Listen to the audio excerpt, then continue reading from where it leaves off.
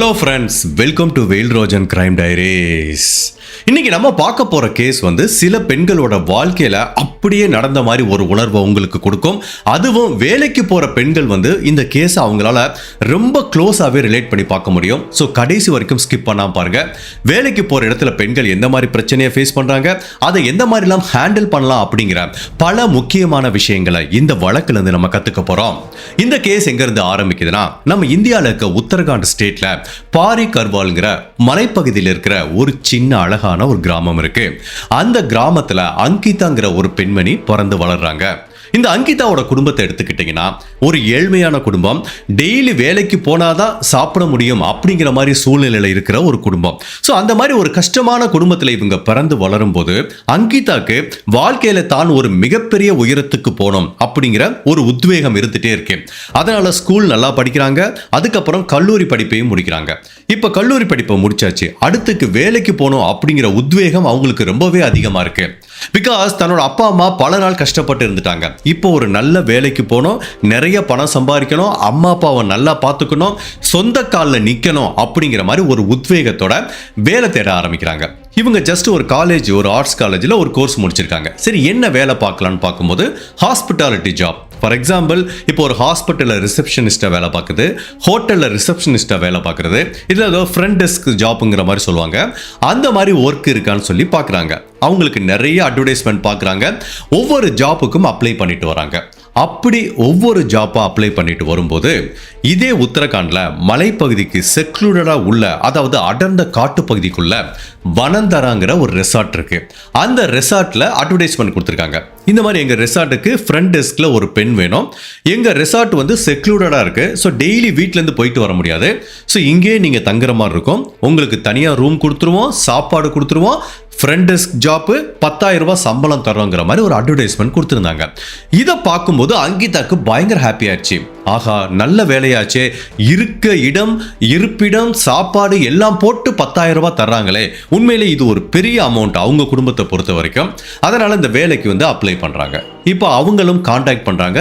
இப்போ இவங்க இப்பதான் காலேஜ் முடிச்சிருக்கேன் சார், எனக்கு முன்னாடி அனுபவம் கிடையாது, பட் நீங்க கொடுக்குற வேலையை என்னால சிறப்பா தரமா செஞ்சு கொடுக்க முடியுங்கிற மாதிரி உறுதிமொழி கொடுக்குறாங்க.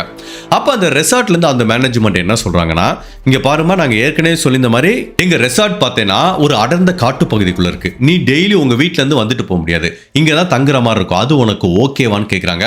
அது பிரச்சனை இல்லை சார், எனக்கு ரூம் சாப்பாடு கொடுத்துருங்க, என்னோட வேலையை நான் கரெக்டா பண்ணிடுறேங்கிற மாதிரி சொல்றாங்க. அப்ப அந்த ரெசார்ட் மேனேஜ்மெண்ட்டுக்கும் இவங்களை பிடிச்சி போய், சரிமா உங்களை நாங்க வேலைக்கு எடுத்துக்கிறோங்கிறாங்க. அங்கிதாக்கு பயங்கர ஹாப்பி ஆச்சு. தான் வாழ்க்கையில கஷ்டப்பட்டோம், இப்ப சம்பாதிக்க போறோம் அப்படிங்கிற 1000 கனவுகளோட செப்டம்பர் மாசம் 1ஆம் தேதி 2022ஆம் வருஷம் இந்த ரெசார்ட்டுக்கு வேலைக்கு வர்றாங்க. ஸோ இவங்களுக்குன்னு தனியாக ஒரு ரூம் கொடுக்குறாங்க. அந்த ரெசார்ட்ல சமைக்கிற சாப்பாடையே சாப்பிட்றாங்க. ஃப்ரண்ட் டெஸ்க்ல வேலை பார்க்குறாங்க. இவங்களோட அன்றாட வேலை என்ன அப்படின்னா, அங்கே கெஸ்ட் வருவாங்க, அவங்கள பற்றியான என்ட்ரி போடுறது, செக்இன் பண்ணுறது, செக் அவுட் பண்ணுறது. கெஸ்ட்டுக்கு ஏதாவது தேவைப்பட்ட அவங்க ஃபோன் பண்ணாங்கன்னா, அவங்கள ஃபார் எக்ஸாம்பிள் எனக்கு ஏதாவது சாப்பாடு வேணும்னு ஆர்டர் பண்ணாங்கன்னா அதை கரஸ்பாண்டிங் டீமுக்கு வந்து ரீடைரக்ட் பண்ணி விடுறது, இல்லை ஏதாவது கிரீவன்ஸ், ஏதாவது குறைபாடுகள் இருந்தால் அதை சரி பண்ணி கொடுக்கறது. இதுதான் அவங்களோட பிரதான வேலை. ஸோ இவங்களும் அந்த வேலையை பார்க்க ஆரம்பிக்கிறாங்க. ஃபர்ஸ்ட் இனிஷியலாக ரொம்ப வித்தியாசமாக இருக்கு, பட் அதே டயத்தில் அவங்களுக்கு ரொம்ப ஹாப்பியாக இருக்கு. என்னதான் ஒரு செக்யூர்டான ஏரியாவில் இருந்தால் கூட இனிஷியலா ரொம்ப செக்யூரா சேஃபா ஃபீல் பண்றாங்க.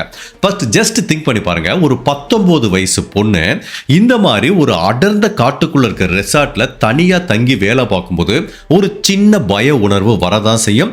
அந்த பய உணர்வு இவங்களுக்கு இருந்தா கூட அந்த ரெசார்ட்ல இனிஷியல் ஸ்டேஜ்ல ரொம்ப கம்ஃபர்டபுளா ஃபீல் பண்றாங்க. அவங்களுக்கு அந்த ஒர்க்கும் பிடிச்சிருக்கு, சாப்பாடும் பிடிச்சிருக்கு, அவங்க கொடுத்த இருப்பிடமும் பிடிச்சதுனால ஒட்டுமொத்தத்துல இந்த ரெசார்ட்ல அவங்க வேலையை ரொம்ப என்ஜாய் பண்ணி பார்க்கறாங்க. இந்த ரெசார்ட்டோட மேனேஜ்மெண்ட் எடுத்துக்கிட்டீங்கன்னா, இந்த ரெசார்ட்டோட ஓனர் பேரு புல்கித் ஆர்யா. அவர் யாருன்னா ஒரு மிகப்பெரிய பொலிட்டீஷியனோட பையன். ஸோ பேசிக்காவே பணக்காரரு. ஸோ இந்த மாதிரி ஒரு ரெசார்ட்டை வாங்கி நடத்ததுல பெரிய வித்தியாசம் கிடையாது. பட் அதே ரெசார்ட்ல சௌரவ் பாஸ்கர்ங்கிற ஒரு நபர் இருக்காரு. அவர் வந்து இந்த புல்கித்துக்கு வந்து ரொம்ப க்ளோஸா இருக்கிறவர். அவர் தான் இந்த ரெசார்ட்டை ஃபுல்லா மேனேஜ் பண்ணிட்டு இருக்காரு. அதுக்கப்புறம் அங்கித் குப்தா அப்படிங்கிற இன்னொரு ஸ்டாப் இருக்காரு. ஸோ இவங்க 3 பேர் தான் எப்பவுமே இந்த ரெசார்ட்டை க்ளோஸா ரன் பண்ணிட்டே இருப்பாங்க.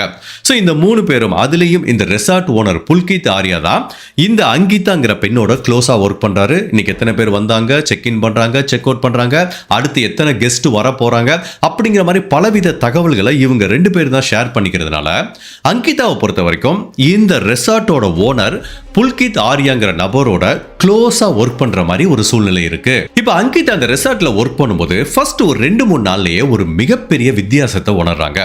ஜென்ரலா ஒரு ரெசார்ட்டா ஹோட்டலா எப்படி ஆப்ரேட் ஆகும், ஒன்னு டைரக்டா வாக்கின் பண்ணி ரூமை புக் பண்ணுவாங்க. அப்படி ரூமை புக் பண்ணும்போது ப்ராப்பரான என்ட்ரி போட்டு அவங்களோட ஐடி ப்ரூஃப் எல்லாம் கொடுத்ததுக்கு அப்புறம் தான் நம்ம ரூம் கொடுப்பாங்க. இது வந்து ஜஸ்ட் வாக்கின் பண்ணி செக் இன் பண்றவங்க. இப்ப 90% என்ன பண்றாங்க, எல்லாருமே ஆன்லைன்ல புக் பண்றாங்க ஒரு தேர்ட் பார்ட்டி பிளாட்ஃபார்ம் மூலமா. For example MakeMyTrip, Goibibo, இந்த மாதிரி ஒரு தேர்ட் பார்ட்டி வழியா புக் பண்றாங்க. அப்ப என்ன ஆகுனா அந்த புக்கிங் அது வழியா நடக்கும். அந்த ரிசிப்ட் நம்ம பிரிண்ட் அவுட் எடுத்துட்டு புக்கிங் ஐடி கொடுத்துட்டு செக் இன் பண்ணுவோம். ஸோ இதுதான் நடைமுறையில் வழக்கமா இருக்கிற விஷயம். பட் இந்த ரெசார்ட்டை பொறுத்த வரைக்கும் எப்படின்னா பெரிய பெரிய ஆளுங்க விஐபிலாம் வர்றாங்க.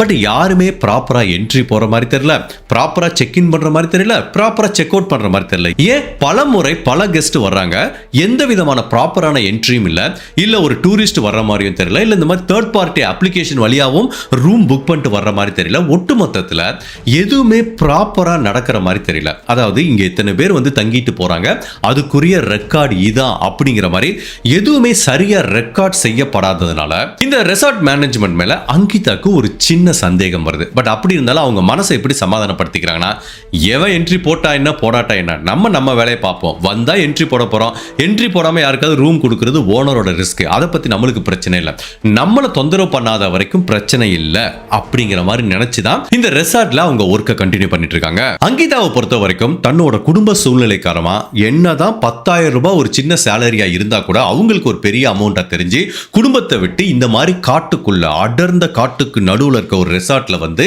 அவ்வளவு ரிஸ்க் எடுத்து வேலை பார்த்துட்டு இருக்காங்க. பட் அவங்கள பொறுத்த வரைக்கும் பெரிய ரிஸ்க் இல்ல அப்படிங்கிற மாதிரி நினைச்சுதான் இந்த ரெசார்ட்டுக்குள்ள வந்தாங்க. பட் அடுத்தடுத்து இந்த ரெசார்ட்டுக்குள்ள அங்கிதாக்கு நடக்க போற ஒவ்வொரு விஷயமும் நம்ம கற்பனைக்கும் அப்பாற்பட்டது. உண்மையிலேயே இப்படியெல்லாம் கூட ஒரு பெண்ணுக்கு நடக்குமான இந்த வழக்கு நம்ம எல்லாத்தையும் ரொம்பவே ஆச்சரியப்படுத்த போது. அப்படி அங்கிதாக்கு இந்த ரெசார்ட்ல என்ன நிகழ்ந்ததுங்கிறத நம்ம தெரிஞ்சுக்கிறதுக்கு முன்னாடி உங்க டைம் 2 செகண்ட்ஸ் எனக்காக ஸ்பெண்ட் பண்ணி என்னோட வீடியோஸ் உங்களுக்கு பிடிச்சிருந்துச்சுன்னா லைக் பண்ணிட்டு கமெண்ட் பண்ணுங்க. இன்கேஸ் என்னோட சேனலை இது வரைக்கும் நீங்க சப்ஸ்கிரைப் பண்ணாம பார்த்தீங்கன்னா மறக்காம சப்ஸ்கிரைப் பண்ணி என்ன சப்போர்ட் பண்ணுங்க. நீங்க கொடுக்கிற ஒவ்வொரு லைக்கும் கமெண்ட்டும் சப்ஸ்கிரிப்ஷனும் மட்டும்தான் நம்ம சேனலை அடுத்த லெவலுக்கு எடுத்துட்டு போகும். ஸோ ஃபர்ஸ்ட் ஒரு 3-4 நாள் எந்த பிரச்சனையும் இல்லாம அங்கிதா ஒர்க் பண்ணிட்டு இருக்கும்போது முதன் முறையா ஒரு சின்ன டிஸ்கம்ஃபர்ட்டை ஃபீல் பண்றாங்க. அதாவது நான் ஏற்கனவே சொன்ன மாதிரி இந்த ரெசார்ட் ஓனர் புல்கித் ஆர்யாங்கிற பணக்கார வீட்டு பையன் அவங்க கூட தான் க்ளோஸா ஒர்க் பண்ணிட்டு இருப்பாங்க. ஒரு நாள் அப்படி அவங்க 2 பேரும் டிஸ்கஸ் பண்ணிட்டு இருக்கும்போது இந்த புல்கித் என்ன பண்றான், அங்கிதாவோட விருப்பம் இல்லாம அவங்கள கட்டி பிடிச்சு முத்தம் கொடுக்கறதுக்கு முயற்சி பண்றான். அங்கிதா பயங்கர ஷாக் ஆகி அவனை தள்ளி விட்டுறாங்க. அப்ப அவனுக்கு கடுப்பாயிருச்சு, என்ன பண்ற, இதெல்லாம் ரெசார்ட்ல ஒரு நார்மலான விஷயம் தானே அப்படிங்கிற மாதிரி அவன் சொல்றான். இல்லங்க, உங்களுக்கு வேணா அந்த கல்ச்சரல் ரொம்ப நார்மலா இருக்கலாம், நான் அந்த மாதிரி குடும்பத்துல பிறந்து வளரல, எனக்கு இந்த மாதிரி என்ன தொட்டாலே பிடிக்காது, என்னோட அனுமதி இல்லாம என்னை யாருமே தொட விட மாட்டேன், அதனால இனிமேல் என்கிட்ட இந்த மாதிரி பிஹேவ் பண்ணாதீங்க அப்படிங்கிற மாதிரி இந்த ரெசார்ட் ஓனர் புல்கித் ஆர்யாங்கிற நபருக்கு வந்து ஒரு ஸ்ட்ராங்கான வார்னிங் கொடுத்துறாங்க. பட் ஜென்ரலா ஒரு ஆண் ஒரு பெண்ணோட விருப்பம் இல்லாம தொட முயற்சி பண்ணும்போது அந்த பெண் கடுமையான எதிர்ப்பு தெரிவிக்கும் போது அந்த ஆண் என்ன பண்ணுவான், ஒரு ஸ்டெப் பின்னாடி போவான். இதுதான் நிறைய நடக்கும். பட் இவனை பொறுத்த வரைக்கும் இந்த பெண்மணி என்னதான் இவ்வளவு பெரிய கோபத்தை காட்டினா கூட புல்கித் ஆர்யாவை பொறுத்த வரைக்கும் இது ஒரு பெரிய விஷயமாவே எடுத்துக்கல. பிகாஸ் அவன் இந்த மாதிரி 1000 பெண்களை பார்த்திருப்பான். ஸோ இப்படியே சில நாட்கள் போயிட்டு இருக்கும்போது ஒரு நாள் இந்த புல்கித் ஆர்யா வந்து அங்கிதா கிட்ட ஒரு விஷயத்த சொல்றான். இன்னைக்கு நம்ம ரெசார்ட்டுக்கு ஒரு முக்கியமான விஐபி கெஸ்ட் வர போறாரு. ஸோ அவரை வந்து கொஞ்சம் நல்லா கவனிச்சுக்கணும், நீ கொஞ்சம் ஸ்பெஷலா கவனிச்சுக்கோ அப்படிங்கிற மாதிரி ஒரு வார்த்தை சொல்றான். ஸ்பெஷலான என்னது, நான் ரூமை செக்இன் பண்ணி தர்றேன், என்ட்ரி போடுறேன், நான் வேணா கரெக்டாக அவங்களுக்கு ப்ராப்பராக சாப்பாடு கொடுக்குறாங்களா எல்லாங்கிறத கவனிக்கிறேன், வேற என்ன நான் பண்ண முடியும் அப்படிங்கிற மாதிரி கேட்குறாங்க. இல்லை இல்லை, அந்த விஐபி கெஸ்ட் வந்து உங்ககிட்ட கொஞ்சம் வேற மாதிரி எதிர்பார்க்குறாங்க. நீ ஒன்று பண்ணு, அவங்க செக்இன் பண்ணதுக்கப்புறம் அவங்க ரூமுக்கு போய் அவங்க என்ன கேட்குறாங்களோ அதை சாட்டிஸ்ஃபை பண்ணு, அவங்கள சந்தோஷப்படுத்து அப்படிங்கிற மாதிரி அடுத்த ஒரு வார்த்தை சொல்லும்போது இவங்களுக்கு அப்போவுமே ஒன்றும் புரியல, நான் என்னங்க பண்ணுறது அப்படிங்கிற மாதிரி இவங்க புரியாமே கேட்குறாங்க. இல்லைம்மா, அவங்க ரூமுக்கு வர சொல்கிறாங்க, கொஞ்சம் அட்ஜஸ்ட் பண்ணிக்க சொல்கிறாங்க அப்படிங்கிற மாதிரி சொன்னாங்கல்ல. இவங்களுக்கு பயங்கரமான கோபம் வந்துருச்சு. நான் ஏற்கனவே நீ எனக்கு முத்தம் கொடுத்தப்பே எனக்கு பிடிக்கல, அப்பவே வெறுப்பு தெரிவிச்சேன். பட் இந்த மாதிரி வேலைக்காக நான் இங்க வரல, நான் இங்க ஃப்ரண்ட் டெஸ்க் ஜாப்புக்காக மட்டும்தான் வந்திருக்கேன், நீ இந்த மாதிரி வேலை பண்ண சொன்னா எனக்கு இங்க வேலை பார்க்கறதுக்கு விருப்பம் இல்லை, ஸோ இனிமேல் இந்த மாதிரி என்னை எப்பவுமே அப்ரோச் பண்ணாங்க, நான் அந்த மாதிரி பொண்ணு இல்லை அப்படிங்கிற மாதிரி ஆணித்தரமா தெளிவா அவனுக்கு சொல்றாங்க. இது வரைக்கும் அங்கீதா என்ன நினைச்சாங்கன்னா, இங்க வர்றவங்க போறவங்க எல்லாம் சரியா என்ட்ரி போறது இல்லை, இது ஒரு ப்ராப்பரான ரெசார்ட் மாதிரியே நடக்கிறது இல்லையே, எதுவுமே லீகலா நடக்கிறது இல்லையேங்கிற மாதிரி ஒரு பயம் இருக்கும்போது இப்போ இவங்களை நோக்கி அந்த டிஸ்கம்ஃபர்ட் வரும்போது அவங்களுக்கு ஒரு பதட்டம் வருது. அப்ப என்ன பண்றாங்கன்னா, இவங்களுக்கு க்ளோஸா ஒரு ஃப்ரெண்ட் இருக்காங்க, அந்த ஃப்ரெண்டுக்கு நடக்கிற எல்லாத்தையும் வந்து வாட்ஸ்அப்ல வாய்ஸ் மெசேஜ் அனுப்புறாங்க. ஃபர்ஸ்ட் இந்த ரெசார்ட் ஓனர் அவங்கள கட்டிப்பிடிச்சு முத்தம் கொடுக்க முயற்சி பண்ணது, ரெண்டாவது அவங்க ரூமுக்கு ஒரு விஐபி கெஸ்ட் வரதாகவும் அந்த கெஸ்ட் கூட போய் அட்ஜஸ்ட் பண்ண சொன்னது, அப்படிங்கிற மாதிரி பலவித விஷயங்களை தன்னோட ஃப்ரெண்டுக்கு வாய்ஸ் மெசேஜ் அனுப்பியிருக்காங்க. ஈவன் வாட்ஸ்அப் கால் பண்ணியும் அவங்க கிட்ட அழுது புலம்பியிருக்காங்க. நான் என்னமோ நினைச்சு இந்த வேலைக்கு வந்தேன், பட் இங்க வேற மாதிரி இருக்கு, இதை நான் எதிர்பார்க்கவே இல்லை, இந்த மாதிரிலாம் சொல்லி தான் நான் வந்திருக்கவே மாட்டேன் அப்படிங்கிற மாதிரி தன்னோட க்ளோஸ் ஃப்ரெண்டு கிட்ட அழுது புலம்பியிருக்காங்க. இப்படியே சில நாட்கள் உருண்டோடி போது அப்ப என்ன ஆகுதுன்னா, நிறைய விஐபி கெஸ்ட் வந்து இங்க தங்க ஆரம்பிக்கிறாங்க. சில பேர் என்ன பண்றாங்கன்னா, குடிச்சிடுவாங்க, குடிச்சிட்டு ரூமுக்குள்ள இருப்பான், சில பேர் குடிச்சிட்டு வெளியில வந்து பிரச்சனை பண்ணிட்டு இருப்பான். அந்த மாதிரி தான் ஒரு விஐபி கெஸ்ட் நல்லா குடிச்சிட்டு ரிசப்ஷன்ல உட்கார்ந்துருக்க இவங்கிட்ட வந்து பிரச்சனை பண்றான். அவங்கள தகாத வார்த்தையில பேசுறதும் தொடக்கூடாத இடத்துல தொட்டும் நிறைய அத்துமீறி பல விஷயங்கள் பண்றான். இவங்களுக்கு பயங்கர அப்செட் ஆயிடுச்சு, உடனே அழுதுட்டு தன்னோட ரூமுக்கு போயிடுறாங்க. ஸோ இவங்களோட ஹராஸ்மெண்ட் வந்து எப்படி ஸ்டார்ட் ஆகுதுன்னா, ஃபர்ஸ்ட் மெதுவா அந்த ரெசார்ட் ஓனர்ட்ட இருந்து ஸ்டார்ட் ஆச்சு, அதுக்கப்புறம் அட்ஜஸ்ட்மெண்ட் பண்ண சொல்றாங்க, இப்போ குடிச்சிட்டு கெஸ்ட் வந்து இவங்களை வந்து ஹராஸ் பண்ண ஆரம்பிக்கிறான், டிஸ்டர்ப் பண்ண ஆரம்பிக்கிறான். ஸோ இது வந்து நாளுக்கு நாள் அப்படி ஒவ்வொரு ஸ்டெப்பா இந்தளோட அபியூஸும் ஹராஸ்மெண்ட்டும் அப்படி மேல மேல போய்கிட்டே இருக்கு. ஸோ இந்த அங்கிதாவை பொறுத்த வரைக்கும் இது வரைக்கும் இந்த இடத்துல ஒரு அன்கம்ஃபர்டபுளா ஃபீல் பண்ணிட்டு இருந்தாங்க. பட் இப்போ என்ன ஆகுதுன்னா, ரொம்ப பய உணர்வா ஃபீல் பண்ண ஆரம்பிக்கிறாங்க. அதாவது அன்கம்ஃபர்டபுளா இருக்கிறதுனா என்னன்னா, ஓகே எனக்கு இந்த வேலை பிடிக்கல, பட் ஓகேப்பா எனக்கு வேற வழி இல்லை, குடும்ப சூழ்நிலை, வேலை பார்த்தாகணும் அப்படிங்கிற மாதிரி ஒரு மைண்ட் செட்ல இருக்குது. பட் பயத்தோட இருக்கிறதுனா, அடுத்த நொடி தனக்கு என்ன நடந்துருமோ, உயிரோட இருப்போமோ இல்லையோ, தன்னை எத்தனை பேர் வந்து சீரழிச்சிருவானா அப்படிங்கிற பயத்திலே வாழ்றது வேற. ஸோ இது வரைக்கும் அன்கம்ஃபர்டபுளா இருந்தது, இப்போ வந்து அவங்களுக்கு அளவுக்கு அதிகமான பய உணர்வை கொடுக்க ஆரம்பிக்குது. அப்போ அவங்க மனசுல ரெண்டு விதமான உணர்வு வருது. ஒன்று, இதை எல்லாம் சகிச்சுக்கிட்டு தன்னோட குடும்ப சூழ்நிலையை கருதி இங்க வேலை பார்க்கிறதா, அப்படி இல்லைன்னா இங்கிருந்து ஓடி போயிடலாமான்னு யோசிக்கிறாங்க. பட் இவங்க வேலைக்கு ஜாயின் பண்ணி ஜஸ்ட் 2 வாரம் தான் ஆகுது. அட்லீஸ்ட் அந்த 2 வீக்ஸ் சேலரி போயிடும். இப்போ திடீர்னு சொல்லிக்காம போனா, அதுலயும் இந்த அடர்ந்த காட்டுப்பகுதிக்குள்ள இருக்கிற ரெசார்ட்ல இருந்து ஒண்ணுமே சொல்லாம இங்க இருந்து வெளியில போறதுங்கிறது அவ்வளவு ஈஸியான விஷயம் கிடையாது. அப்படி சொல்லாம போனா அது தனக்கு தான் பேராபத்துல முடியுமா அப்படிங்கிற ஒரு பய உணர்வு இருக்கு. அதே டயத்துல இங்க இருக்கிற ஒவ்வொரு நிமிஷமும் நெருப்பு மேல நிக்கிற மாதிரி இருக்கு. ஒட்டுமொத்தத்துல இருதலை கொல்லி எறும்பாதான் இப்ப இந்த அங்கிதாவோட சூழ்நிலை இருக்கு. பட் அங்கிதாக்கு ஒண்ணு மட்டும் தெரியும், நம்ம இங்க இருக்கிற ஒவ்வொரு நாள்லயும் இது தொடர்ந்து நடக்கும். எவனாவது வந்து அப்ரோச் பண்ணுவான், இல்ல ஹோட்டல் ஓனர் எவனாவது ரூமுக்கு போக சொல்லுவான், இந்த மாதிரி பலவிதமான ஹராஸ்மெண்ட் நடக்கும் அப்படின்னு அவங்களுக்கு தெரியும். பட் அது நடந்துட்டே தான் இருக்கு. அப்ப என்ன பண்ணலாம், இங்க எப்படியாவது ஒரு 1 மந்தாவது வேலை பார்த்து இந்த சம்பளத்தை வாங்கிட்டு எஸ்கேப் ஆயிடலாம். பட் அது வரைக்கும் தன்னை எப்படி தான் பாதுகாப்பா வச்சுக்கிறது அப்படிங்கிற மாதிரி ஒரு ஸ்ட்ராட்டஜி ஒர்க் பண்றாங்க. அதாவது ஃப்ரண்ட் டெஸ்க்ல போய் உட்கார்றாங்க, தன்னோட வேலையை கரெக்டா பாக்குறாங்க. வேலை முடிஞ்சதுக்கு அப்புறம் ஒரு நொடி கூட தேவையில்லாம அங்க இருக்காம தன்னோட ரூமுக்கு போய் கதவை லாக் பண்ணிக்கிறாங்க. அதே மாதிரி இந்த ரெசார்ட் ஓனர் வந்து பேசினா கூட ஒரு வார்த்தை எக்ஸ்ட்ரா பேசுறது இல்ல. என்ன வேலை அபிஷியலா என்ன வேலை இருக்கோ அதை மட்டும் தான் பேசுறாங்க. அவன் அன்னெசரியா என்ன பேசினாலும் அதுக்கு எந்த ரெஸ்பாண்டும் பண்றது இல்ல. இந்த மாதிரி குடிச்சிட்டு எவன் வந்தாலும் அந்த இடத்தை விட்டு காலி பண்ணி போறாங்க. இப்படி தன்னை சுத்தியே ஒரு வளையத்தை அவங்க உருவாக்கிக்கிறாங்க. பட் அன்பார்ச்சுனேட்டா அவங்க என்ன நினைச்சுக்கிட்டாங்கன்னா, தன்னை சுத்தி உருவாக்கிக்கிட்ட இந்த வளையம் தன்னோட மானத்தையும் தன்னோட உயிரையும் காப்பாத்தும் அப்படிங்கிற மாதிரி அவங்க நினைச்சிட்டு இருந்தாங்க. பட் அவங்க நினைச்சது எவ்வளவு பெரிய முட்டாள்தனம், நம்ம இந்த இடத்த விட்டு போயிருக்கலாமே அப்படின்னு அவங்க நினைச்ச நேரத்துக்குள்ளேயே போகாம இருந்தது தன்னோட வாழ்க்கையில எவ்வளவு பெரிய ஆபத்தை உண்டு பண்ண போகுது அப்படிங்கிறது இந்த அங்கிதாங்கிற பெண்மணிக்கு அப்ப தெரிஞ்சிருக்க வாய்ப்பு இல்ல. இப்படியே சில நாட்கள் உருண்டோடி போது அப்ப என்ன ஆகுது அப்படின்னா, திடீர்னு ஒரு நாள் ஒரு கெஸ்ட் வர்றான், வந்துட்டு வலுக்கட்டாயமா இவங்களை கையை பிடிச்சி ரூமுக்கு கூப்பிடுறான். அதுல பயங்கரமா அப்செட் ஆகி அந்த கெஸ்டோட கையை தள்ளி விட்டுட்டு இவங்க ரூமுக்குள்ள போய் இப்படி கதவு குட்டிக்கிறாங்க. அப்ப என்ன பண்றாங்கன்னா, அந்த ரெசார்ட்ல வேலை பார்க்குற ஒரு நபர் வந்து இவங்களுக்கு க்ளோஸ் ஃப்ரெண்டா இருந்திருக்காங்க. அந்த ஃப்ரெண்டு கிட்ட ஃபோன் பண்ணி கதறி அழுதுருக்காங்க. இது எப்ப நடந்ததுன்னா செப்டம்பர் மாதம் 18ஆம் தேதி காலையில நடந்தது. அவங்களுக்கு உண்மையிலேயே என்ன பண்றதுன்னு தெரியல. என்னை எப்படியாவது இங்க இருந்து காப்பாத்தி கூட்டிட்டு போயிருங்கிற மாதிரி அந்த ரெசார்ட்ல வேலை பார்க்குற இன்னொரு நபர் கிட்ட கதறி அழுது உதவி கேட்டிருக்காங்க. அப்ப அடுத்து என்ன நடக்குதுன்னா, செப்டம்பர் மாதம் 18ஆம் தேதி 2022ஆம் வருஷம் சாயங்காலம் ஒரு 4:30 மணி இருக்கும். இந்த ரெசார்ட்டோட ஓனர் புல்கித் ஆரியாங்கிற நபர் அங்கிதாவை மீட் பண்ண வராரு. அப்போ அங்கிதா பயங்கர சேடா உட்காந்துருக்காங்க. காலையில நடந்த நிகழ்வுல இருந்து அவங்களால வெளியில வர முடியல. இனிமேல் இங்க ஒர்க்கே பண்ண முடியாது அப்படிங்கிற மாதிரி ஒரு மைண்ட் செட்ல இருக்காங்க. அப்போ இவங்கிட்ட பேசுறாங்க, என்னால இங்க ஒர்க் பண்ண முடியாது, நான் கிளம்பி போறேங்கிறாங்க. அப்போ இந்த புல்கித் ஆரியா என்ன சொல்றான், சரி ஓகே அங்கிதா, உன் குடும்ப சூழ்நிலை எனக்கு தெரியும், இங்க உனக்கு நிறைய விஷயங்கள் தகாத முறையில் நடந்திருக்கு, அதுக்காக நான் மனசார மன்னிப்பு கேட்டுக்கிறேன், நம்ம இந்த பிரச்சனை எல்லாத்தையும் பேசி தீர்த்துக்கலாம். அப்படி பேசி தீர்த்துட்டா உனக்கு எந்த பிரச்சனையும் வராதுன்னா நீ இந்த ரெசார்ட்ல ஒர்க் பண்றதுக்கு ரெடியா இருக்கையா அப்படிங்கிற மாதிரி கேட்குறாங்க. இப்போ இவங்களும் இவன் என்ன சொல்ல போறான் அப்படிங்கிற ஒரு பதட்டம் இருக்கு. அதே டயத்தில் இப்போ இவங்களுக்கு ஒரு பய உணர்வு அதிகமாக இருக்கு.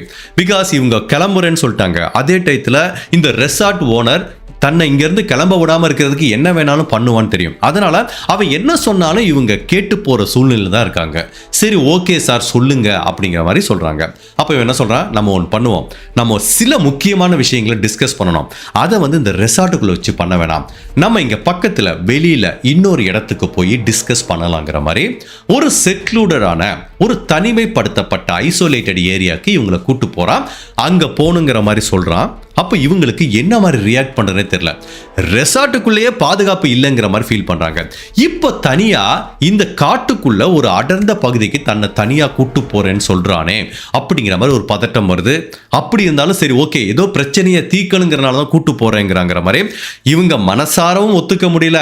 அதே டயத்தில் இதை நோன்னு சொன்னால் அவன் ஏதாவது தன்னை பண்ணிடுவானோ அப்படிங்கிற பயத்திலையும் சரி ஓகே சார் நான் வர்றேங்கிற மாதிரி அங்கிதா சொல்கிறாங்க. அப்போ சாயங்காலம் ஒரு 7:30 மணிக்கு இந்த அங்கிதா, இந்த ரெசார்ட் ஓனர் புல்கித், அதுக்கப்புறம் இந்த ரெசார்ட்டோட மேனேஜர் சௌரப் அப்படிங்கிற நபர், அப்புறம் இந்த ஸ்டாப் ஒருத்தர் அங்கித் குப்தா, இந்த 4 பேரும் 2 மோட்டார் சைக்கிள்ல கிளம்புறாங்க. ஸோ இவங்க 2 பேரும், அதாவது அங்கிதாவும் இந்த புல்கித் ஓனரும் ஒரு பைக்கில் வராங்க, மற்ற 2 பேரும் ஒரு பைக்கில் வராங்க. ஸோ அங்கிதாவை பொறுத்த வரைக்கும் விருப்பப்பட்டு போகிற மாதிரி தான் தெரியுது. அவங்க பயத்தில் தான் போகிறாங்க, பட் எந்தவித எதிர்ப்பும் தெரிவிக்கல. ஸோ நைட்டு ஒரு 7:30 மணிக்கு கிளம்பி போகிறாங்க. பட் பக்கத்தில் ரிஷிகேஷில் இருக்க எய்ம்ஸ் அப்படிங்கிற ஹாஸ்பிட்டலில் இருக்க ஒரு சிசிடிவி காட்சிகளில் இவங்க 4 பேரும் போனது பதிவாயிருக்கு. அதில் என்ன பதிவாயிருக்கு அப்படின்னா, இந்த 4 பேர் என்ன பண்ணுறாங்கன்னா ஒரு கடையில் போய் பைக்கை நிப்பாட்டுறாங்க. அதுக்கப்புறம் அங்கே ட்ரிங்க்ஸ் சாப்பிட்றதுக்காக ஒரு கிளாஸு, நிறைய ட்ரிங்க்ஸு, அதுக்கப்புறம் சைட் டிஷ் எல்லாத்தையும் இந்த நபர்கள் வாங்குறாங்க. அப்போ கூட அங்கிதா எந்த எதிர்ப்பும் தெரிவிக்காம அமைதியாக அந்த பசங்களோட நிற்கிறாங்க. உண்மையிலேயே அப்போ அவங்களுக்கு உயிர் மேல ஒரு பயம் இருந்ததுனால தான் இதுக்கு ஒத்துக்கிட்டாங்க. ஸோ அப்போ வரைக்கும் இந்த அங்கிதாவோட ஃபோன் வந்து ஆக்டிவா இருக்கு. அதுக்கப்புறம் அந்த 4 பேரும் பைக்ல கிளம்பி ஃபாரஸ்ட்குள்ள இருக்க ஒரு செக்லூடரான ஏரியாவுக்கு போறாங்க. ஸோ அந்த ஃபாரஸ்ட்ல இன்டீரியரா சில்லா கனல் அப்படிங்கிற ஒரு கால்வாய் இருக்கு. பார்த்தீங்கன்னா தண்ணி ஆர்ப்பரிச்சிட்டு ஓடிட்டு இருக்கும். ரொம்ப டேஞ்சரான ஒரு கால்வாய். அதுல உள்ள போய் விழுந்தா மரணம் நிச்சயம். இப்போ அந்த கால்வாய்க்கு பக்கத்துல போய் இவங்க வண்டியை நிப்பாட்டுறாங்க. அங்க ட்ரிங்க்ஸ் சாப்பிட ஆரம்பிக்கிறாங்க. ஸோ இவ்வளவு டேஞ்சரான ஒரு கால்வாய் கிட்ட இவங்க யதார்த்தமா வரல, பக்காவா பிளான் பண்ணி தான் இந்த அங்கிதாவை கூட்டிட்டு வந்திருக்காங்க. இப்போ எல்லாருமே ட்ரிங்க்ஸ் சாப்பிட்றாங்க, அங்கிதாவை தவிர. அங்கிதா நான் ட்ரிங்க்ஸ் சாப்பிட மாட்டேங்கிற மாதிரி சொல்லிடுறாங்க. இப்போ இந்த பசங்க எல்லாம் நல்லா ட்ரிங்க்ஸ் சாப்பிட்டு ஃபுல் போதையில இருக்காங்க. அப்ப இந்த ஓனர் புல்கித் ஆரியா என்ன பண்றான், அங்கிதா கிட்ட பேச ஆரம்பிக்கிறான். இங்க பாரு அங்கிதா, உனக்கு என்ன பிரச்சனை, 10,000 ரூபாய் சம்பளம் தரேன்ல, நீ யாராவது விஐபி வந்து அட்ஜஸ்ட் பண்ணிக்கோ, உனக்கு அதுக்கு எக்ஸ்ட்ரா 10,000 ரூபாய் தர்றேன், நீ ஏன் இப்படி அடம் பிடிக்கிற, நீ எல்லாரும் கூட அட்ஜஸ்ட் பண்ணி போனா நிறைய சம்பாதிக்கலாம் அப்படிங்கிற மாதிரி இந்த பெண் கிட்ட தவறா பேசுறான். அப்ப அங்கிதாவுக்கு பயங்கர கோபம் வந்துருச்சு. நீங்க நினைக்கிற மாதிரி ஆள் நான் இல்ல, இனிமேல் இந்த ரெசார்ட்ல என்னால வேலை பார்க்க முடியாது, நீங்க ஏதோ பிரச்சனையை பேசி தீக்கலாம்னு சொல்லி கூட்டிட்டு வந்தீங்க, எனக்கு எந்தவித பங்கமும் வராம இங்க ஒர்க் பண்ண முடியும் அப்படிங்கிற நம்பிக்கைக்காண்டி தான் நான் வந்தேன். பட் இப்ப நீங்க பேசுறதெல்லாம் பார்த்தா இனிமேல் இந்த ரெசார்ட்ல என்னால வேலை பார்க்க முடியாது, என்னை திரும்ப ரெசார்ட்ல விடுங்க, என்னை வீட்டில் கொண்டு போய் விட்டுருங்கிற மாதிரி சொல்றாங்க. அப்போ இந்த புல்கித் ஆரியாவுக்கு பயங்கரமான கோபம் வருது. ஸோ 2 பேரும் ஆர்கியூ பண்றாங்க. அங்கிதா தெளிவா சொல்றாங்க, என்னோட கற்பை வித்து என்னோட மானத்தை வித்து இங்க வேலை பார்க்க வேண்டிய அவசியமே இல்லை அப்படிங்கிற மாதிரி ரொம்ப ஸ்ட்ராங்கா சொல்றாங்க. அப்போ இந்த புல்கித் ஆரியாவுக்கு பயங்கர கோபம் வந்துருது. நீ என்னடி பெரிய இவ்வளோ, நான் எவ்வளவு சொல்றேன், எவ்வளவு பணம் தரேன்னு, நீ என்ன இப்படி பேசிட்டு இருக்கேன்னு சொல்லிட்டு அந்த பக்கத்துல இருக்க கால்வாய் தண்ணி ஆர்ப்பரிச்சு ஓடிட்டு இருக்கு, அந்த கால்வாய்க்குள்ள தள்ளி விட்டுறான். அதுக்கு முன்னாடியே தள்ளுறதுக்கு முன்னாடியே இவன் அங்கிதாவை பல முறை உடல் ரீதியான தாக்கியிருக்கான். கன்னத்துல அரைஞ்சு பலவிதமான காயம் ஏற்பட்டிருக்கு. அதுக்கப்புறம் அந்த கால்வாய்க்குள்ள தள்ளி விட்டுறான். கால்வாய்க்குள்ள தண்ணி ஆர்ப்பரிச்சு ஓடுது. சிறிது நேரத்திலே மூழ்கி அங்கிதா பரிதாபமா இறந்து போயிடுறாங்க. இதுல வந்த 3 பேரும் அவங்கள காப்பாத்துறதுக்கு முயற்சி பண்ணவே இல்லை. பிகாஸ் அவனோட பிளான் அதான், ஒன்னு நான் சொல்றதை கேட்டு இந்த ரெசார்ட்ல வேலை பார்த்து எல்லாரோடய அட்ஜஸ்ட் பண்ணிட்டு போ, அப்படி இல்லைன்னா ஒன்னை கொலை பண்ணிடுவேன் அப்படிங்கிற பிளானோட தான் இந்த இடத்துக்கு அவங்கள கூட்டு வந்திருக்கான். ஸோ இப்போ கொலை பண்ணி முடிச்சாச்சு. அதுக்கப்புறம் 3 பேர் ரெசார்ட்டுக்கு போறாங்க. இதுக்கப்புறம் என்ன பண்றது? நாளையிலேருந்து அங்கிதா எங்கங்கிற கொஸ்டின் வந்து எல்லாத்துக்கும் வரும். அப்போ இந்த 3 பேர் என்ன பிளான் பண்றாங்கன்னா, நம்ம ஒன்று பண்ணுவோம், அங்கிதா மிஸ் ஆயிட்டா, அவளே வாலண்டியரா எங்கேயோ போயிட்டாங்கிற மாதிரி நம்மளே போய் போலீஸ்ல ஒரு கம்ப்ளைண்ட் கொடுப்போம். அங்கிதாவோட ரூமை வந்து நம்ம டச் பண்ணவே வேணாம். நம்மளோட தடயம் வந்து அந்த ரூமுக்குள்ள இருக்கவே வேண்டாம். ஸோ நம்ம ஹோட்டல் ரூமை பொறுத்த வரைக்கும் என்ன, சிசிடிவி கேமரா இருக்கு, அதை எல்லாத்தையும் அடிச்சு நொறுக்கி அந்த ஃபுட்டேஜ் எல்லாத்தையும் டெலீட் பண்ணிடலாம். ஸோ கடைசியாக நம்ம அங்கிதாவை கூட்டு போனது யாருக்குமே எதுவுமே தெரியாது. கேட்டா அவ 18ஆம் தேதி நைட்டு எங்கேயோ போயிட்டா சார், வாலண்டியரா போயிட்டா, எங்க போனான்னு எனக்கு தெரியாது அப்படிங்கிற மாதிரி நம்மளே போய் போலீஸ்ல மறுநாள் ஒரு கம்ப்ளைண்ட் கொடுத்துடலாங்கிற மாதிரி 3 பேரும் பக்காவா பிளான் பண்ணி அந்த 18ஆம் தேதி இரவு முடிகிற வரைக்கும் வெயிட் பண்றாங்க. ஸோ 19ஆம் தேதி மார்னிங்கும் எதுவும் பண்ணாம ஈவினிங் வந்து பக்கத்தில் இருக்க ஒரு போலீஸ் ஸ்டேஷன்ல போய், சார் இந்த மாதிரி எங்க ரிசப்ஷன்ல ஒரு பொண்ணு வேலை பார்த்தா, அந்த பொண்ணு திடீர்னு மிஸ் ஆயிட்டா சார் அப்படிங்கிற மாதிரி ஒரு கம்ப்ளைண்ட் கொடுக்குறாங்க. மிஸ் ஆயிட்டானா திடீர்னு கிளம்பி போயிட்டா சார், எங்க போனான்னு எனக்கு தெரியலங்கிற மாதிரி இவர் சொல்றாரு.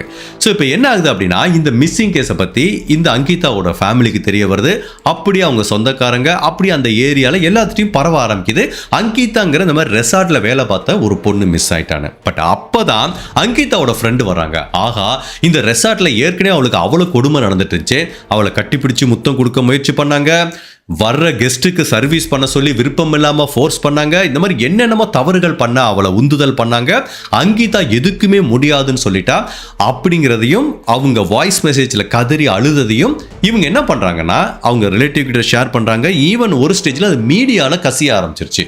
அப்போ இது வரைக்கும் லோக்கல் போலீஸ் என்ன பண்றாங்க, இந்த அங்கிதாங்கிற பெண்ணை தேடவே ஆரம்பிக்கல. 20ஆம் தேதி வரைக்கும் தேடல.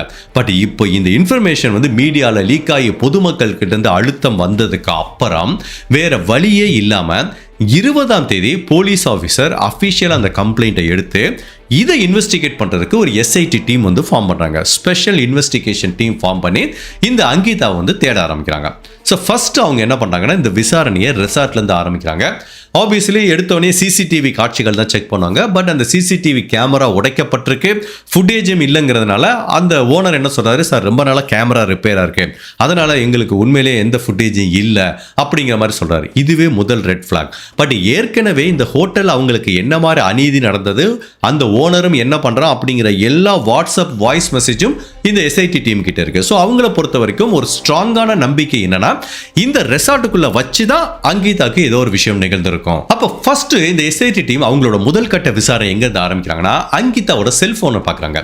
எப்போ அங்கிதா அந்த கால்வாய்க்குள்ள மூழ்கி போனாங்களோ அப்பவே அவங்க ஃபோன் வந்து சுவிட்ச் ஆஃப் ஆயிடுச்சு. பட் கடைசியா அவங்க செல்போன் லொகேஷனை பார்க்கும்போது இந்த மாதிரி ஃபாரஸ்ட்டுக்குள்ள ஒரு டெசர்ட்டடா இருக்கிற கால்வாய்க்கு பக்கத்துல அவங்க லொகேஷன் காமிக்கும் போது ஆட்டோமேட்டிக்கா போலீஸுக்கு ஒரு சந்தேகம் வருது. அதே டைத்துல இதுல சம்பந்தப்பட்ட அந்த ரெசார்ட் ஓனர், அவங்க கூட இருந்த மேனேஜர், ஒரு ஸ்டாப், இவங்க 3 பேரோட செல்போனை செக் பண்ணாங்க. அதுவும் எக்ஸாக்டா அதே லொகேஷன்ல காமிக்குது. ஸோ இதுல இருந்து என்ன தெரியுதுன்னா, இவங்க 4 பேரும் ரெசார்ட்ல இருந்து கிளம்பி அந்த கால்வாய்க்கு பக்கத்துல போயிருக்காங்க. பட் திரும்ப வந்தது 3 செல்போன் சிக்னல் தான். அங்கிதாவோட செல்போன் சிக்னல் அங்கேயே ஆஃப் ஆயிடுச்சு. அப்படின்னா அங்கிதா மேபி அந்த இடத்துல வச்சு கொலை செய்யப்பட்டிருக்கலாம், ஏதோ ஒரு ஆபத்து நிகழ்ந்திருக்கு அப்படிங்கிற மாதிரி போலீஸ் திங்க் பண்றாங்க. அப்போ என்னதான் இந்த ரெசார்ட்ல சிசிடிவி காட்சிகள் இல்லாம இருந்தா கூட வழிநெடுகா பார்க்கும்போது அந்த ரிஷிகேஷ் எய்ம்ஸ் ஹாஸ்பிட்டல்ல இருக்கிற சிசிடிவி காட்சிகளை வச்சு பார்க்கும்போது இவங்க 4 பேரும் மோட்டார் பைக்ல போனதுக்குரிய காட்சிகள் பதிவானது. பிளஸ் இந்த செல்போன் டேட்டா ரெக்கார்டை வச்சு பார்க்கும்போது சந்தேகமே கிடையாது, இந்த 3 பேர் தான் அங்கிதாவை இந்த காட்டுக்குள்ள கூட்டிட்டு போய் அந்த கால்வாய் கிட்ட ஏதோ பண்ணிட்டாங்க அப்படிங்கிற மாதிரி சந்தேகப்பட்டு இப்ப இந்த தடயங்களை வச்சு இவங்களை இன்வெஸ்டிகேட் பண்றாங்க. அப்ப வேற வழியே இல்லாம உண்மையை ஒத்துக்கிற மாதிரி ஒரு சூழ்நிலை. பிகாஸ் இந்த 3 பேத்துக்கும் அகைன்ஸ்டா நிறைய தடயம் இருக்கு. அதுவும் அங்கிதா தன்னோட ஃப்ரெண்டு கிட்ட அனுப்பிச்ச வாய்ஸ் மெசேஜ் வந்து என்ன சொல்றது, ஒரு வாக்குமூலம் மாதிரி. ஸோ அந்த வாக்குமூலம் இருக்கு.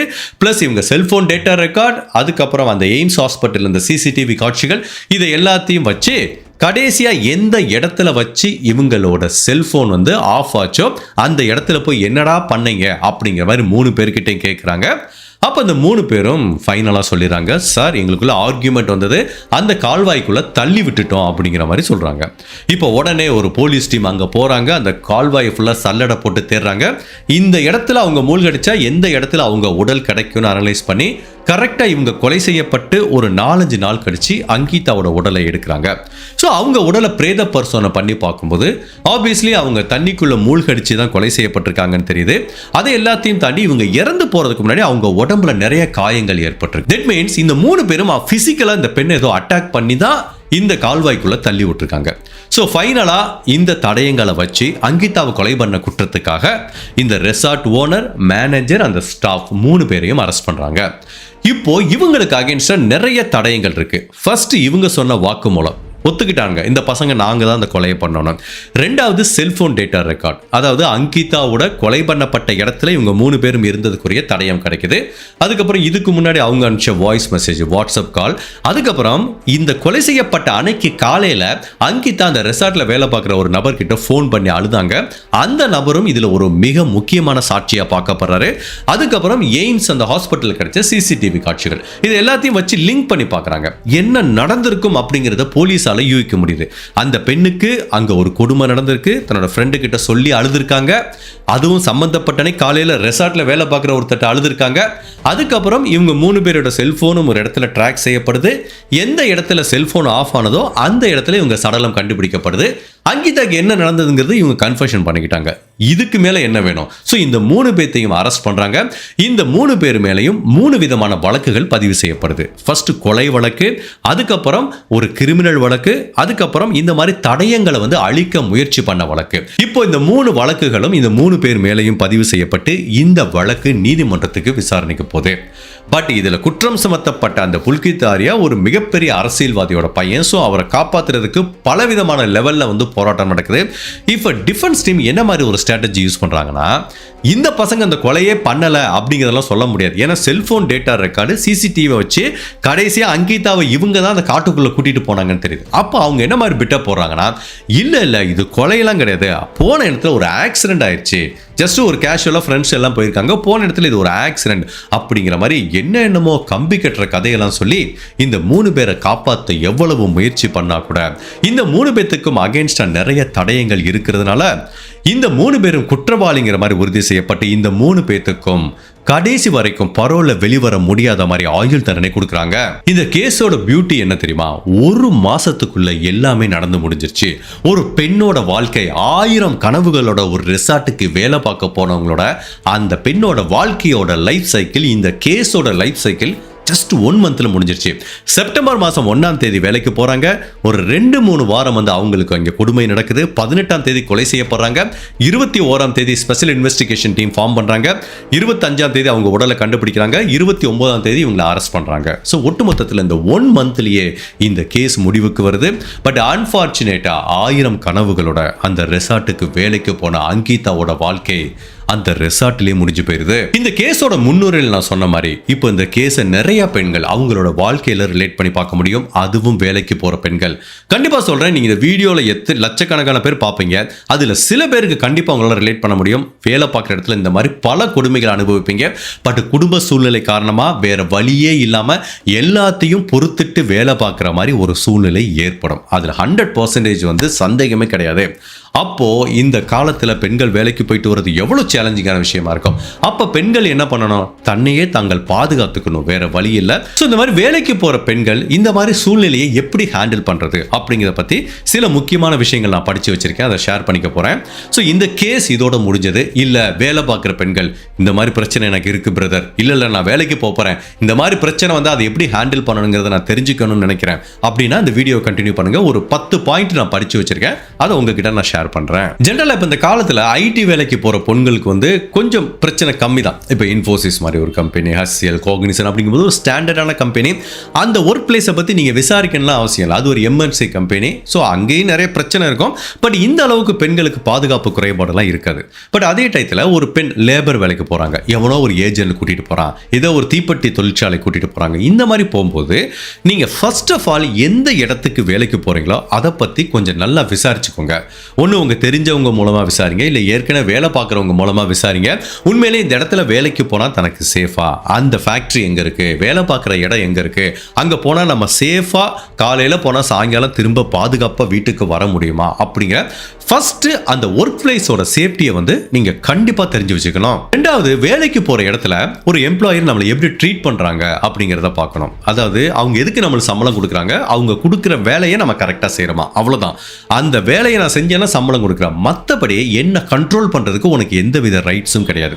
பட் இந்த கேஸில் எடுத்துக்கிட்டிங்கன்னா இந்த அங்கிதா வந்து அந்த ரெசார்ட் ஓனர் ஃப்ரண்ட் டெஸ்க் ஜாப்பை தவிர அவங்கள ஃபுல் கண்ட்ரோலில் வச்சிருக்கிறதுக்கு அவன் முயற்சி பண்ணுறான். பட் அங்கே தான் பிரச்சனை. அதாவது அவங்க என்ன பண்ணணும், யார் கூட போய் இருக்கணும், இதெல்லாம் வந்து தேவையில்லை. அவங்களோட வேலை என்ன, வர்ற என்ட்ரி செக்இன் பண்ணுறது, செக் அவுட் பண்ணுறது, இதோட வேலை முடிஞ்சு. ரூமில் 1000 பேர் குடிச்சிட்டு இருப்பான், எல்லார் கூடயும் போயிட்டு அவங்கள சந்தோஷப்படுத்துறது இவங்க வேலை கிடையாது. ஸோ அப்போ அந்த எம்ப்ளாயர் என்ன பண்ணுறான், அவங்கள வந்து ஓவர் டேக் பண்ணிக்கிறான். ஸோ எந்த இடத்துலையும் வேலைக்கு போகிற பெண்களோ இல்லை ஆண்களோ வாட் எவர் இட் இஸ், நீங்கள் என்ன வேலைக்கு போனீங்களோ அந்த வேலையை மட்டும்தான் நம்ம செய்யணும். மற்ற வேலையை பண்ண சொல்லி உங்களை யாருமே கண்ட்ரோல் எடுத்துக்க கூடாது. அப்படி எடுத்துக்கிட்டாங்க அப்படின்னா நம்ம தவறான இடத்துல இருக்கோம் அப்படிங்கிறது அர்த்தம். அதே மாதிரி இந்த கேஸை பொறுத்த வரைக்கும் பார்த்தீங்கன்னா அங்கிதா இனிஷியலாக என்ன நினச்சிக்கிட்டாங்க, ப்ராப்பரான என்ட்ரியே இல்லை இந்த ரெசார்ட்டை பொறுத்த வரைக்கும். எவன் வேணாலும் வர்றான் போகிறான், பொண்ணுங்களை கூட்டிகிட்டு வரான், ஒரு ப்ராப்பரான ரிஜிஸ்ட்ரேஷனில் எவன் வந்து தங்குறானே தெரியல. ஸோ என்னமோ இது ஒரு நார்மலான ரெசார்ட் இல்லை அப்படிங்கிற மாதிரி ஒரு சின்ன டிஸ்கம்ஃபர்ட் அவங்களுக்கு ஃபீல் ஆகிருக்கல. ஆனால் அந்த டிஸ்கம்ஃபர்ட், அந்த ஏர்லி சைன், வார்னிங் சைன்பாங்களே, அதை வந்து அவங்க இக்னோர் பண்ணியிருக்காங்க. அப்போவே நம்ம ஒரு தப்பான இடத்துக்கு வந்திருக்கோம்னு சொல்லி அவங்க கிளம்பி போயிருந்தாங்கன்னா இந்நேரம் உயிரோடு வந்திருக்க முடியும். ஸோ நம்ம வேலை பார்க்குற இடத்துல ஏதாவது ஒரு டிஸ்கம்ஃபர்ட் வருது அப்படின்னா அதை ஒரு வார்னிங் சைனா நம்ம எடுத்துக்கணும். அதை எக்காரணத்தை கொண்டும் இந்த கேஸ்ல அங்கிதா பண்ண மாதிரி நம்ம இக்னோர் பண்ணிடக்கூடாது. அதே மாதிரி இந்த கேஸ்ல அங்கிதா என்னதான் இக்னோர் பண்ணி அவங்க உயிர் போனா கூட அவங்க பியூட்டிஃபுல்லா பண்ண விஷயம் என்ன அப்படின்னா, தனக்கு இந்த ரெசார்ட்ல என்ன நடக்குது அப்படிங்கிற பல விஷயங்களை தன்னோட ஃப்ரெண்டுக்கு வாட்ஸ்அப் சாட் மூலமாகவும் வாய்ஸ் மெசேஜ் மூலமாகவும் அனுப்புனது என்ன ஆகுதுன்னா இதுல ஒரு மிகப்பெரிய தடயமா பார்க்கப்படுது. ஸோ அந்த மாதிரி தான் உங்களுக்கு ஒர்க் பிளேஸ்ல நடக்கிற எந்த கொடுமையா இருந்தாலும் சரி, அது அந்த ஒர்க் பிளேஸோட ஓனர் கொடுத்தாலும் சரி, இல்லை கூட வேலை பார்க்குற கோவர்க்கராக இருந்தாலும் சரி, அதை எல்லாத்தையும் ப்ராப்பராக டாக்குமெண்ட் பண்ணுங்க. அப்போதான் நாளைக்கு லீகலாக போனாலும் சரி, இல்லை நம்மளுக்கு எந்த பிரச்சனை வந்தாலும் நம்மளுக்கு எவிடன்ஸ் இருக்கும். ஸோ ஃபார் எக்ஸாம்பிள் ஆஃபீஸ்லேயே உங்களை ஒரு நபர் ஹராஸ் பண்ணுறாரு அப்படின்னா தொடர்ந்து இமெயில் பண்ணுறாருன்னா அந்த இமெயிலை சேவ் பண்ணி வைங்க, மெசேஜ் அனுப்பிச்சா சேவ் பண்ணி வைங்க, வாட்ஸ்அப் அனுப்பிச்சா சேவ் பண்ணி வைங்க. ஸோ அந்த மாதிரி உங்களை தொடர்ந்து ஹராஸ் பண்ணுறாங்க, அப்யூஸ் பண்ணுறாங்க அப்படிங்கிற தகவலை வந்து எவிடன்ஸாக கலெக்ட் பண்ணி வச்சிங்கன்னா நாளைக்கு ஃபியூச்சரில் அது கண்டிப்பாக உங்களுக்கு பேருதவியாக இருக்கும். அதே மாதிரி இப்போ நம்மளுக்கு ஒர்க் பிளேஸில் இந்த மாதிரி ஒரு விஷயம் நடந்துட்டு இருக்கு அப்படின்னா கண்டிப்பா வீட்டில் ஒருத்தவங்க கிட்ட கண்டிப்பா சொல்லணும். இப்போ இவங்க அவங்க ஃப்ரெண்டு கிட்ட சொல்லியிருக்காங்க, அந்த மாதிரி நம்பத்தகுந்தமான ஒரு நபர் கிட்ட என்ன நடக்குது அப்படிங்கிறத சொன்னாதான் நாளைக்கு உங்களுக்கு ஏதாவது நடந்தா கூடயோ இல்லை உங்களை அந்த இடத்துல இருந்து காப்பாற்றி கூட்டிட்டு வர்றதுக்கோ அந்த இன்னொரு நபர் உதவியா இருப்பார். ஸோ நடக்கிற எல்லா விஷயங்களும் ஒரு நபருக்கு கண்டிப்பா தெரிஞ்சிருக்கணும். அதை எல்லாத்தையும் தாண்டி நீ என்னதான் கூட வேலை பார்க்குற கோவர்க்கராக இருந்தாலும் சரி, ஓனராக இருந்தாலும் சரி, எவனா இருந்தாலும் சரி, இந்த மாதிரி ஐசோலேட்டடான பிளேஸுக்கு போகாதீங்க. இவ்வளவு பிரச்சனை இருக்குன்னு தெரிஞ்சு அந்த பொண்ணு எதுக்கு தான் இவங்களை நம்பி போச்சுன்னு தெரியல. மேபி நான் ஏற்கனவே சொன்ன மாதிரி பயத்தில் போயிருக்கலாம். இவங்களை நம்ம போக முடியாதுன்னு சொன்னா கூட நம்மளை ஏதாவது பண்ணிடுவாங்களோ அப்படிங்கிற பயத்தில் போயிருக்கலாம். பட் பெண்கள் எந்த டயத்துலையும் இந்த மாதிரி தனிமைப்படுத்தப்பட்ட இடத்துக்கு யார் கூடயும் போகாதீங்க. இப்போ 2 நாளைக்கு முன்னாடி கூட ஒரு கேஸ் போட்டேன்னு நினைக்கிறேன். ஒரு பையன் லவ்வர் அவங்க கூடயே நம்பி போய் அவங்கள கொலை பண்ண அந்த மாதிரி கேஸ்லாம் நம்ம நிறைய பார்த்துருக்கோம். பாருங்க, பல நாள் லவ் பண்ற ஒருத்தனே அப்படி பண்றான். ஏற்கனவே ஒருத்தன் பல நாள் ப்ராப்ளமேட்டிக்காக ஒரு ப்ராப்ளம் கொடுத்துட்டு இருக்கான்னு வச்சுங்களேன், அவங்க கூட போய் நம்பி போகலாமா? ஸோ மேக் ஷுர் நீங்கள் வேலை பார்க்குற இடத்துல யார் கூடயும் நம்பி எந்த இடத்துக்கும், எஸ்பெஷலி இந்த ஐசோலேட்டடான பிளேஸுக்கு தனியாக போகாதீங்க. அதே மாதிரி இந்த கேஸில் அங்கிதா பண்ண ஒரு தப்பு என்ன அப்படின்னா, அவங்களுக்கு வந்து ஒரு பாதியிலே தப்பிச்சு போகணும், இந்த இடத்த விட்டு போகணும்னு என்ன வந்துருச்சு. பட் எது அவங்கள ஸ்டாப் பண்ணுச்சுன்னா, ஓகே 2 வாரம் இங்கே வேலை பார்த்துட்டுமே, அந்த சம்பளம் கிடைக்காம போயிருமே, சொல்லிக்காம போனா, இல்லை இன்னும் 2 வாரம் பல்ல கடிச்சிட்டு இருந்துட்டு நம்ம வந்து ஒரு மாதம் சேலரி வாங்கிட்டு போயிடலாமேங்கிற மாதிரி நினைக்கிறாங்க. பட் ஓகே, கஷ்டப்பட்டு வேலை பார்க்குறோம், ஃபினான்ஷியல் ப்ராப்ளம் இருக்குது, இதெல்லாம் ஓகே தான். தான். பட் அந்த ஃபினான்ஷியல் பர்டனையும் பணத்தையும் தாண்டி சேஃப்டிங்கிறது ரொம்ப முக்கியமா இல்லையா? சேஃப்டி இல்லாத ஒரு இடத்துல பணம் சம்பாரிச்சு என்ன பண்ண பாருங்க, அந்த பொண்ணு அப்பவே கிளம்பி போயிருந்த நேரம் உயிரோட இருந்திருக்கும் பாருங்க. ஒரு மாச சம்பளத்தை வாங்கிட்டு போலாங்கிற நினைச்ச அந்த 10,000 ரூபாய் காசுக்காக அந்த பொண்ணு வெயிட் பண்ணது இன்னைக்கு அந்த பொண்ணோட உயிரே போச்சுற. ஸோ அதனால எந்த சூழ்நிலையும் எக்கனாமிக்கல் ப்ரெஷர் ஓகே தான், பட் அதையும் தாண்டி சேஃப்டிங்கிறது ரொம்ப ரொம்ப முக்கியம். ஸோ அதே மாதிரி நீங்கள் ஒர்க் பண்ணுற இடத்துல உங்களுக்கு ஹராஸ்மெண்ட் நடந்துச்சுன்னா அதை இயர்லியாகவே ரிப்போர்ட் பண்ணுறது பெஸ்ட்டு. இவன் நாளைக்கு திருந்திடுவான், நாளை கழிச்சு திருந்திடுவான், ஒரு டைம் தான் பண்ணா 2 டைம் தான் பண்ணா நம்ம விட்டுட்டு போனோம்னா இது தொடர்கதையாக தான் ஆகும். பிகாஸ் மனிதனோட நேச்சரே இப்படி தான், கொட்டை கொட்டை தான் குனிவாங்க அப்படிங்கிற மாதிரி ஒரு பழமொழி சொல்லுவாங்க. ஸோ நம்ம அமைதியாக இருந்தால் மேலே மேலே நம்மளை ஏறி மிதிச்சுட்டு தான் இருப்பாங்க. ஸோ கண்டிப்பாக நீங்கள் ஒர்க் பண்ணுற இடத்துல உங்களுக்கு ஹராஸ்மெண்ட் நடந்துச்சுன்னா கண்டிப்பாக அதை பற்றி ரிப்போர்ட் பண்ணுங்க. இல்லை ரிப்போர்ட் பண்ணுற நிலைமையில அந்த நபர் இல்லை, பண்ணாலும் வேஸ்ட் அப்படின்னா என்ன கேட்டால் அது உங்களுக்கு ஒரு சேஃப்டியான என்விரான்மெண்ட்டாக இல்லை இருக்காது. தயவு செய்து அந்த இடத்த விட்டு வந்துருங்க, வேற எங்கேயாவது வேலை தேடிக்கோங்க. ஸோ ஹோப்ஃபுல்லி பெண்கள், அதுவும் வேலை பார்க்குற பெண்கள் இந்த வழக்குலேருந்து பல விஷயங்களை கற்றுக்கிட்டோம்னு நினைக்கிறோம். ஈவன் இதை உங்களால் பர்சனலாக பல பேருக்கு இந்த வழக்கை கனெக்ட் பண்ண முடியுங்கிற மாதிரி நான் நினைக்கிறேன். இந்த வீடியோ உங்களுக்கு பயனுள்ளதாக இருந்துச்சுன்னா உங்கள் ஃப்ரெண்ட்ஸோ இல்லை உங்கள் கோவொர்க்கர் எல்லாருக்கிட்டையும் ஷேர் பண்ணுங்கள். அட்லீஸ்ட் யாராவது ஒருத்தருக்கு அது பயனுள்ளதாக இருக்கலாம். ஸோ மறக்காதீங்க, நம்ம வேலை பார்க்க போகிறது அவங்க கொடுக்குற சம்பளத்துக்கு தான், மற்றபடி அவங்க தர்ற எந்த டார்ச்சரையும் தாங்கிக்கிறது கிடையாது. ஹோப்ஃபுல்லி இந்த வீடியோ உங்களுக்கு பயனுள்ளதாக இருக்குன்னு நினைக்கிறேன். இந்த வீடியோ பற்றியான உங்களோட கருத்தை மறக்காம இந்த வீடியோவில் பதிவு பண்ணுங்க. இந்த மாதிரி அனதர் கேஸில் உங்களை சந்திக்கிறேன். Till then stay safe, take care, by.